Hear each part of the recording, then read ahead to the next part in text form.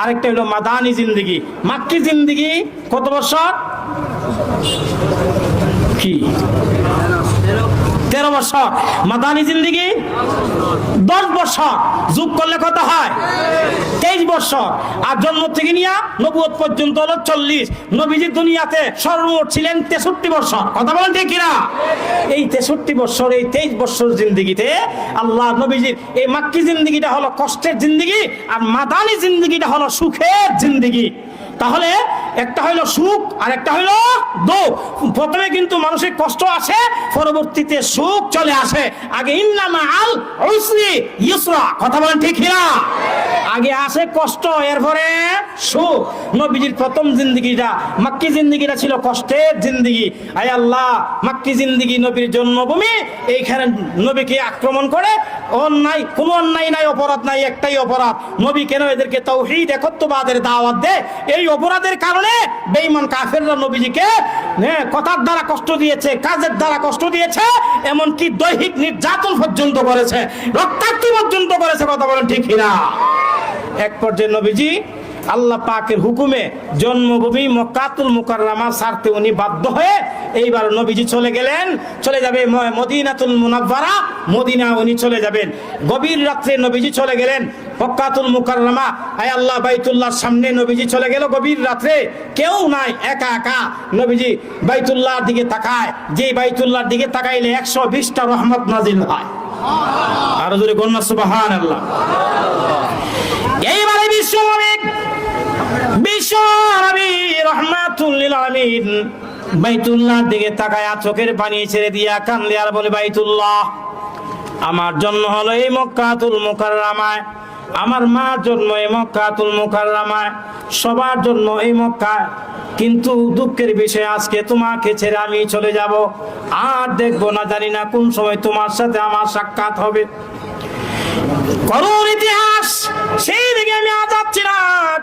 নবীজি মদিনার উদ্দেশ্যে উনি উঠলেন, উটের উপরে উঠলেন, মদিনায় ভ্রমণ করবে, হিজরত করবে। উঠলেন উটের উপরে উনি আরোহণ করলো, সাথে সাহাবায়ে কেরাম আছে।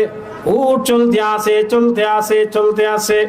এক পর্যায়ে উট যখন মদিনার ভূখণ্ডের মধ্যে ফাড়া দিয়েছে, মক্কা এলাকা ছেড়ে মদিনায় যখন নবীজির উটটা যখন ফাড়া দিয়েছে, মুহূর্তের মধ্যে নবীজির শরীরের মধ্যে যে চাদর ছিল, এই চাদরটা উনি সরাইয়া দিলেন, চাদর মুবারক সরাইয়া দিলেন।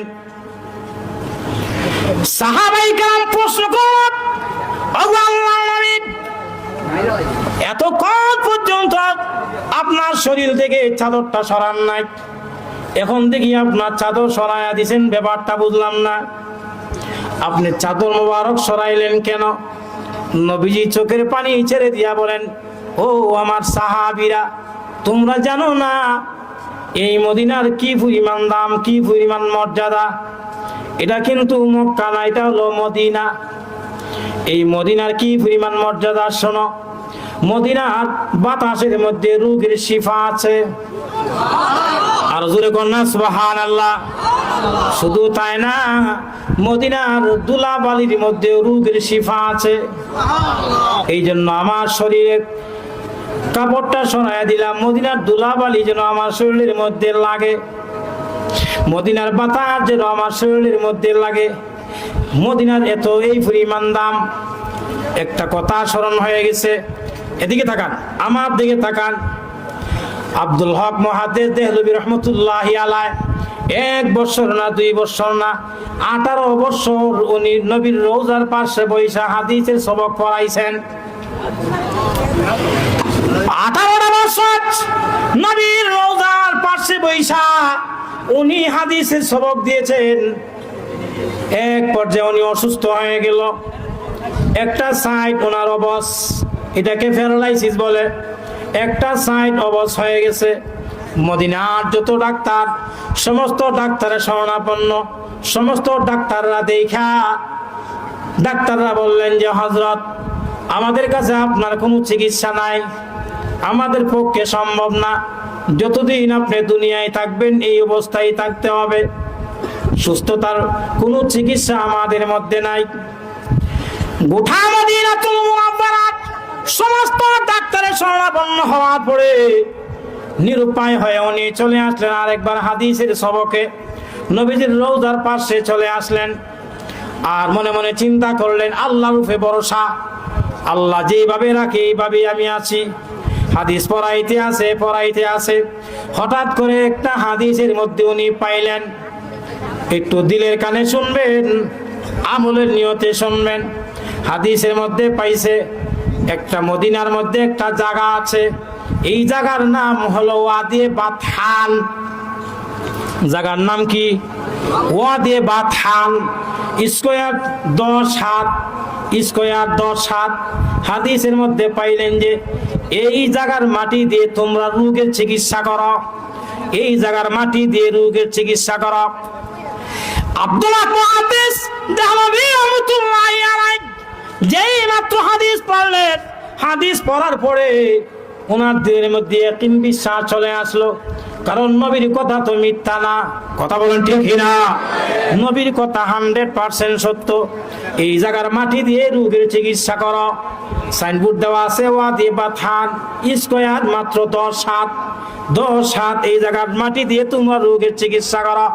আব্দুল্লাহ মুহাদ্দিস দেহলভী রাহমাতুল্লাহি আলাইহি বিশ্বাস করে এইখান থেকে হালকা একটু মাটি আনলেন চিমটি দিয়া, আইনা জমজম পানির সাথে মিশ্রিত করে উনি 1 দিন না 2 দিন না 3 দিন উনি মালিশ করলো। উনি বলেন না, আমি এমন ভাবে সুস্থ হয়েছি মনে হয় আমি 26 বছরের একজন পোড়া যুবকের মতন হয়ে গেছি। মদিনার মাটির মধ্যে রোগের শিফা আছে। কথা বলেন ঠিক না?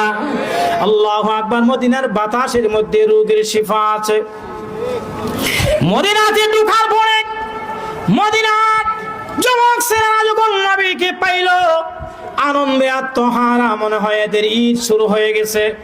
মদিনার যুবকরা যেভাবে আনন্দ করে, মদিনার বৃদ্ধরা আনন্দ, আয় আল্লাহ এদের মধ্যে আনন্দ বইতে আছে। নবীর শানে কবিতা পাঠ করে এক পর্যায়ে আল্লাহু আকবার একজন যুবক নবীজির সামনে চলে আসলো। মুসাফা মুআনাকা করার পরে এক পর্যায়ে চোখের পানি ছেড়ে দিয়া নবীজির মাথা মুবারকের মধ্যে হাত রাইখা বলেন, হুজুর আমরা কিন্তু মক্কার মানুষ না, আমরা হইলাম মদিনার মানুষ। ওগো আল্লাহর নবী, মক্কার বেঈমানরা আপনাকে পেয়েছিল, কিন্তু মক্কার বেঈমানরা আপনাকে চিনতে পারে নাই, আপনার মর্যাদা দিতে পারে নাই, আপনার সম্মান দিতে পারে নাই, ইজ্জত দিতে পারে নাই। তবে আমরা কিন্তু হুজুর মক্কার মানুষ না, আমরা হইলাম মদিনার মানুষ। আপনার মাথার মধ্যে হাত দিয়ে বললাম, হুজুর ওয়াদা করলাম জীবনে কোনোদিন আপনার সাথে বেয়াদবি করব না, আপনাকে সর্ব অবস্থায় সব সময় আমরা আমাদের মাথার উপরে রাখবো, সর্বোচ্চ আসনে আপনাকে আমরা রাখবো। নবীজি যুবকের চেহারার দিকে তাকাইয়া একটা মুস্কি হাসি দিয়ে আল্লাহু আকবার, মক্কাতুল মুকাররমার জিন্দেগি যত কষ্ট আছে সমস্ত কষ্ট মনে হয় মুহূর্তের মধ্যে শেষ হয়ে গেছে। এক পর্যায়ে নবীজি বলেন, ও যুবক তোমরা কি আমাকে মায়া করবে, মহব্বত করবে, ভালোবাসবে? হ্যাঁ হুজুর, আমরা আপনাকে মায়া করব, মহব্বত করব, ভালোবাসবো। আল্লাহু আকবার। মদিনার বড় বড় ধনী সাহাবী যারা আছে ওনারা দৌড়ায় চলে আসলেন মুসাফা মুআনাকা করার জন্য। যাদের টাকা আছে পয়সা আছে এরা মুসাফা করে কিছু হাদিয়া নবীকে ধরায়া দেয়, সন্তুষ্টি পাওয়ার জন্য, নবী খুশি হওয়ার জন্য। হঠাৎ করে হযরত আনাসের আম্মা দূর থেকে উনি দূরে বসা চোখের পানি ছেড়ে দিয়া কান্দে, উনার চোখের মধ্যে পানি গাল বেয়ে পড়তে আছে। হঠাৎ করে বিশ্ব নবীর নজর পড়লো ওনার চেহারার দিকে। আল্লাহু আকবার। এক পর্যায়ে নবীজি বলে, মা আপনি কাঁদেন কেন গো মা, আপনি কাঁদেন কেন? আজকে তো কান্নার দিন না, আজকে হলো আনন্দের দিন। মক্কা ছেড়ে আমি মদিনায় আসলাম, সব মানুষ আনন্দ করতে আছে, আপনার চেহারার মধ্যে কান্না কেন, চোখের মধ্যে পানি কেন? ব্যাপারটা বুঝলাম না। আল্লাহু আকবার। হযরতে আনাস রাদিয়াল্লাহু তাআলা আনহু আম্মা বলেন, নবী আপনি তো জানেন না আমার কি অবস্থা। আল্লাহু আকবার। আমার একটা সন্তান গর্ভে ছিল, এই সন্তান যখন গর্ভে ছিল আমার স্বামী যখন ঘর থেকে বের হয়েছে রাস্তার মধ্যে আমার স্বামীকে বেঈমান কাফেররা ফায়া উনাকে হত্যা করে দিয়ে দিছে, দুনিয়া থেকে উনি বিদায় হয়ে গেছে। তখন থেকে আমি হয়ে গেলাম একজন বিধবা, আমি হয়ে গেলাম বিধবা। আমার সংসারের মধ্যে অত্যন্ত অভাব অনটন। সকালে পাক হইলে বিকালে পাক হয় না, বিকালে পাক হইলে সকালে পাক হয় না। নবী গো, আমি দেখতে আপনি, আমি তো আপনার মহব্বতে কাঁদি, আমি আপনাকে ভালোবাসি। আমি দেখতে আছি আপনি মক্কা ছেড়ে মদিনায় আসলেন। মদিনার যুবকদের মধ্যে আনন্দ, শিশু বাচ্চাদের মধ্যে আনন্দ, বৃদ্ধদের মধ্যে আনন্দ, সবার মধ্যে আনন্দ। যাদের টাকা আছে পয়সা আছে ওনারা মুসাফা করে কিছু হাদিয়া ধরায় দেয়। আজকে যদি আমার স্বামী দুনিয়ায় থাকতো, আমার স্বামীও তো আপনার সাথে মুসাফা করতো, মুআনাকা করতো, সাধ্য অনুযায়ী আপনাকে হাদিয়া দিত। আমার স্বামী যে দুনিয়াতে নাই, এই হলো কান্নার এক নাম্বার কারণ। এই ব্যথা আমি কান্দি। নাম্বার 2, 2 নাম্বার আমি কান্দতে আছে আমি যে আপনাকে কিছু দিতে পারবো না, কারণ আমার সংসারের মধ্যে অভাব অনটন চলতেই থাকে। আমি আপনাকে কি দিব? তবে তো আল্লাহ আমার নারী সিয়াদন একটা ছেলে আছে, এই ছেলের নাম হলো আনাস। আমার এই ছেলেটাকে আপনার জন্য চিরদিনের জন্য অক্ষ করে দিয়ে দিলাম। নবীজি হযরতে আনাস রাদিয়াল্লাহু তাআলা আনহু আম্মার এই কুরবানিটাকে উনি এমন ভাবে গ্রহণ করে নিয়ে নিল, এক পর্যায়ে বলো, যাও আজ থেকে তোমার সন্তান আনাস হলো আমার খাদেম। যেরকম সুবহানাল্লাহ, আল্লাহু আকবার। খেদমত করছেন কয় বছর? বলেন না কয় বছর? 10 বছর খেদমত করছেন, 10 বছর খেদমত করছেন। আয় আল্লাহ। হযরত আনাস বলেন, আমার দোস্ত সমীর শুআইব আহমদ আনসারী সাহেব উনি এইটা রিওয়ায়াত করছেন একদিকে, আমি আর রিওয়ায়াতটা করি আরেকটা আঙ্গিকে, আমি এই রিওয়ায়াতটা করব। উনার এই বর্ণনা থেকে আমার আজকে এই আলোচনা করাটা ব্রেনের মধ্যে আসলো। যাই হোক, এক পর্যায়ে হযরত আনাস বলেন, আমরা নবীজিকে নিয়ে চলে গেলাম একটা যুদ্ধের ময়দানে।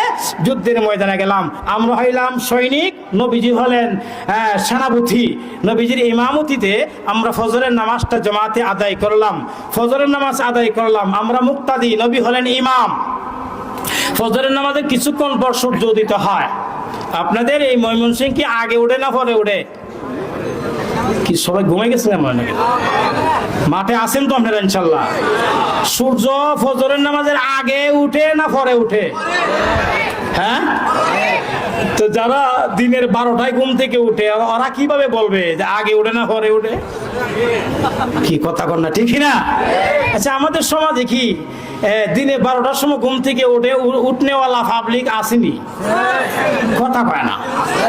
এটা সংখ্যা কম না বেশি? জোরে কম না বেশি? এখন তো আগে তো মানুষ ফজরের নামাজ পড়তো, এখন ফজরের সময় মসজিদে মুসল্লি পাওয়া যায় না। কারো জোরে কম, জোরে বলেন ঠিক না? কেমনে? এর কিছু রোগও আছে। এক নাম্বার, প্রত্যেকের হাতের মধ্যে টাচ মোবাইল আছে না নাই? এর মধ্যে ফেসবুক আসেনি, ইন্টারনেট আসেনি। যুবকরা যেই পরিমাণ টিপাটিপি করে, বৃদ্ধরা আরো বেশি করে।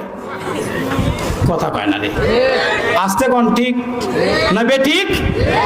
যুবকরাও করে, মুরব্বীরাও টিপতে টিপতে এটার পরে এটা, হেটার পরে এটা। আর ইউটিউবের মধ্যে তো কি সাঙ্গা এটা তানবিল দিয়ে বুঝছেন না, এটা না শুনলে তো না ওই এই করতে করতে করতে করতে রাত্র বাজে জায়গা 60টা। এখন ঘুমে আর থাকতে পারে না, হাত থেকে যখন মোবাইল ফোরে তখন যুবকের ঘুম ধরে। আর জোরে বল, রাত্রে 4টার সময় যখন মোবাইল হাত থেকে ভরে যায় তখন যুবকের চোখে ঘুম আসে। আচ্ছা, এবার আপনারা বলুন তো দেখি, যেই যুবক 4টার সময় ঘুমাইলো, এ কি ফজরের নামাজ পড়তে পারবো? আসতে কই দি আপনি পারবো? হায় হায়, ফজরের নামাজের সময় মসজিদে মুসল্লি না, ইমাম সাহেব ইমামের খাতিরে, মুয়াজ্জিনের খাতিরে। কথা কোন ঠিক না? এরপরে পাওয়া গেলে হয়তো 5 জন 6 জন 10 জন 12 জন মাদ্রাসা হয়তো আলহামদুলিল্লাহ, আর না হলে গ্রামগঞ্জে তো মাশাআল্লাহ এখন ফজরের সময় তো একবারে খালি আব্দুল্লাহ বালা। কি কথাটা কি মিথ্যা কইলাম? ফজরের সময় হায় হায় সূর্য উদিত হয়, ফজরে কিছুক্ষণ পর সূর্য উদিত হয়। সূর্য আমাদের গোলাম, চন্দ্র আমাদের গোলাম। এই পৃথিবীতে আপনি যা কিছু দেখেন আর না দেখেন সবগুলা হলো আমাদের গোলাম, আমাদের চাকর। এই মিয়া ঘুমাও কা, আমাদের দাম আছে মিয়া। আমি কালো হইতে পারি কিন্তু আমার পাওয়ার আছে। সূর্য আমার গোলাম, সূর্য আমার চাকর, আপনার চাকর। রিক্সাওয়ালা হতে পারি, টেলা গাড়িও হতে পারি, গরিব হতে পারি, নিঃস্ব হতে পারি, কিন্তু আমার দাম আছে। সূর্য আমার গোলাম, চন্দ্র আমার গোলাম, এই পৃথিবীতে যা কিছু দেখেন আর না দেখেন সবগুলা আমাদের উপকারার্থে আল্লাহ সৃষ্টি করেছেন। আমাদের মর্যাদা আছে না নাই? এবার একটু চিৎকার